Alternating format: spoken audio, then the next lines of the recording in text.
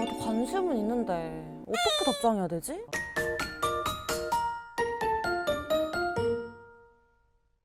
안녕하세요. 연애 자격 가람쌤이에요. 헤어진 상대방한테 연락이 왔을 때 이게 무슨 심리인지 많이 궁금해 하시잖아요. 심지어 난 아직 마음이 남아있다면 절대로 그냥 놓치고 싶지 않잖아요. 이런 경우에 답장은 어떻게 되는지 막막해 하시다가 완전히 놓쳐버리시는 분들도 계세요. 그래서 오늘은 상대방 연락에 대해서 대처하는 법 3가지 알려드릴게요.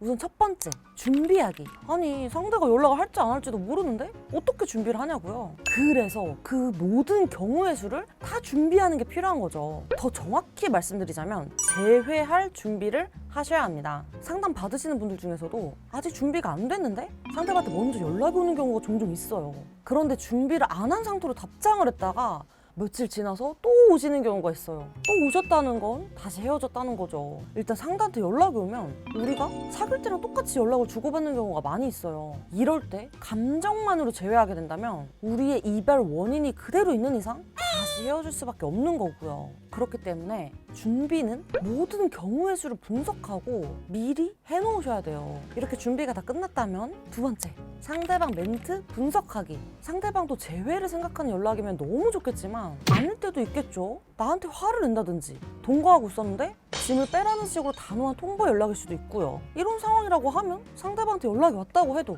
그다지 좋은 상황은 아닐 거예요. 하지만 화를 내는 상황이라고만 생각을 해볼까요? 그럼 상대방은 왜 화가 났을까요? 그리고 이미 헤어진 사이에 굳이 나한테 연락을 해서 화를 표출하는 이유는 뭘까요? 그렇게 해서 과연 뭘 얻고 싶은 걸까요? 이렇게 상대방의 멘트를 하나하나 뜯어봐야 그에 맞춰서 대응도 할 수 있는 거예요. 나한테 화를 표출한다는 건 어떻게 보면 나한테 화를 풀어달라는 항의 행동으로도 볼 수 있어요. 결국 우리가 해야 되는 건 상대방의 화를 풀어주고 부정적인 감정을 긍정적인 감정으로 바꾸는 거죠. 마지막으로 3번째, 절대로 공격하지 말 것. 아니, 그렇게 원하던 상대방한테 연락이 왔는데 공격을 왜 해요? 이렇게 생각하시죠? 근데 진짜 공격적으로 반응하시는 분들이 계세요. 실제 예시인데 상대방한테 연락이 왔는데 제가 화내면서 꺼지라고 했어요. 잘했죠 선생님? 이런 분 계셨어요. 저는 너무 이해가 안 가서 여쭤봤어요.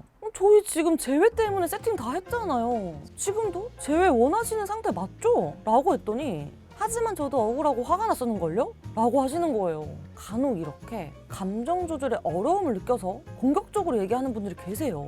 그래서 상대방의 행동을 미리 예상하고 이에 대한 준비를 미리 해놓는다면 이렇게 감정적인 반응보단 훨씬 우리에게 유리한 쪽으로 대처할 수 있겠죠. 상대방의 행동을 예측하기가 좀 어렵다면 고정 댓글 링크 통해서 상황 보내주세요. 최대한 빠르게 도와드릴게요. 그리고 이렇게 화낸 경우에는 절대 네버 재회가 불가능한 건가요? 물론 이런 경우도 재회가 불가능한 건 아니에요. 다만 난이도는 좀 많이 올라가겠죠. 하지만 중요한 건 상대방이 이 행동을 어떻게 받아들이는가 이거든요. 내가 공격적인 행동을 했어도 애교로 받아들인 사람도 있고 오히려 친절하게 얘기를 해도 공격적으로 받아들인 사람도 있듯이요. 만약 지금 이별 상황이시거나 재회를 원하신다면 혼자서 너무 끙끙 앓지 마시고 얘기 들어드릴 테니까 고정 댓글에 있는 링크 통해서 상황 자세히 보내주세요. 그럼 오늘 영상 재밌거나 공감이 되셨다면 좋아요, 구독, 댓글, 알람 설정까지 부탁드리고요. 여러분들의 행복한 연애와 결혼 생활을 진심으로 응원합니다. 그러면 다음에 또 봬요. 안녕.